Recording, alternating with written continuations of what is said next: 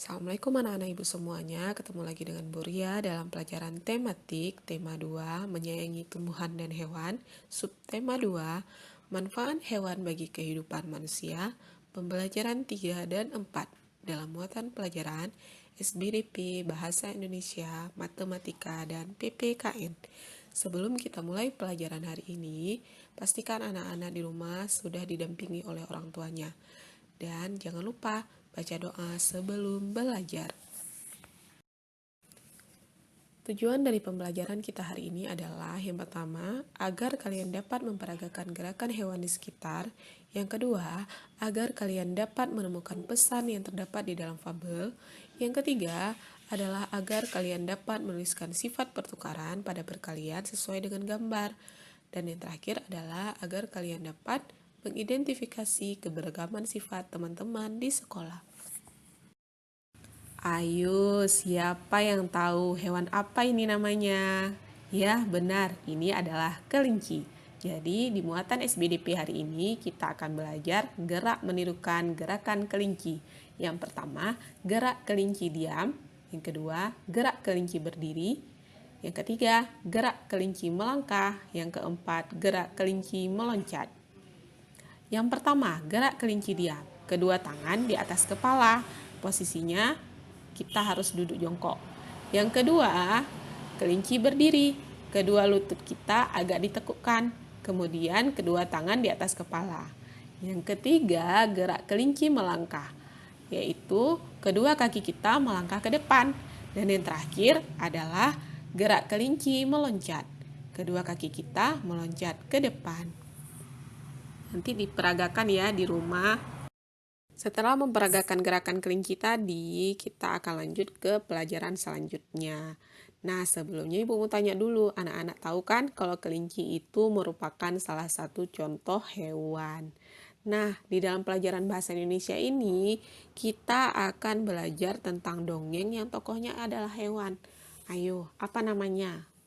Ya, benar, itu namanya fabel. Fabel itu adalah dongeng yang tokohnya itu adalah hewan. Sama seperti dongeng-dongeng lainnya, fabel itu juga berisi tentang pesan atau amanat, yang mana pesan atau amanat itu bisa kita sampaikan kepada orang lain. Cerita dalam fabel biasanya mengandung pesan-pesan tentang kebaikan.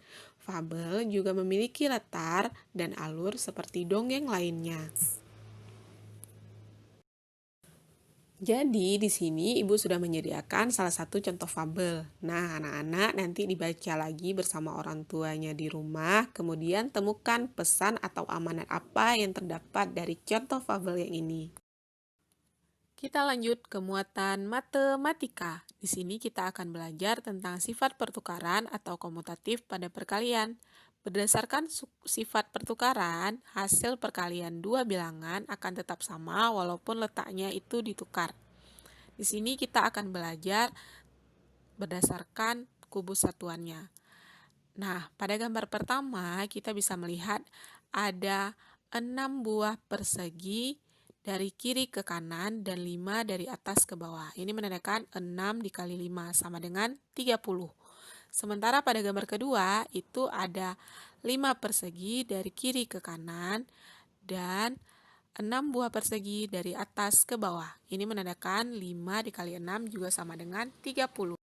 Jadi, berdasarkan kedua gambar tersebut, dapat kita simpulkan bahwa 6 dikali 5 sama dengan 5 dikali 6, yaitu hasilnya adalah 30. Kita lanjut ke muatan PPKN. Di sini kita akan belajar tentang keberagaman sifat teman-teman di sekolah. Nah, jika pada pembelajaran sebelumnya kita telah belajar tentang keragaman sifat setiap anggota keluarga, begitu juga dengan di sekolah. Jadi, mungkin ada teman kita yang sama sifatnya dengan kita, dan ada juga yang berbeda dengan kita. Dalam menyikapi hal seperti ini, kita harus memiliki sikap toleransi. Apa itu toleransi, Bu? Toleransi merupakan sikap menghargai setiap perbedaan yang ada. Jadi diharapkan dengan adanya toleransi ini, suasana belajar kita di kelas akan nyaman dan menyenangkan, serta proses belajar pun berjalan dengan lancar dan tertib. Nah, anak-anak, diharapkan dengan perbedaan yang ada ini, kita harus tetap berteman dengan siapa saja, meskipun teman-teman kita itu berbeda sifatnya dengan kita. Bahkan di dalam Al-Quran, surat Al-Hujurat ayat 13 dikatakan bahwa, "Wahai manusia, sungguh kami telah menciptakan kamu dari seorang laki-laki dan seorang perempuan. Kemudian kami jadikan kamu berbangsa-bangsa dan bersuku-suku, agar kamu saling mengenal. Sungguh yang paling mulia di antara kamu di sisi Allah adalah orang yang paling bertakwa. Sungguh Allah Maha Mengetahui, Maha Teliti."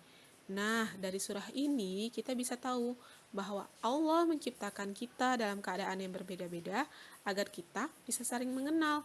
Dan yang paling mulia di mata Allah itu adalah orang yang paling bertakwa. Baiklah anak-anak, ibu akhiri pembelajaran kita hari ini. Sampai jumpa pada pertemuan selanjutnya. Assalamualaikum warahmatullahi wabarakatuh.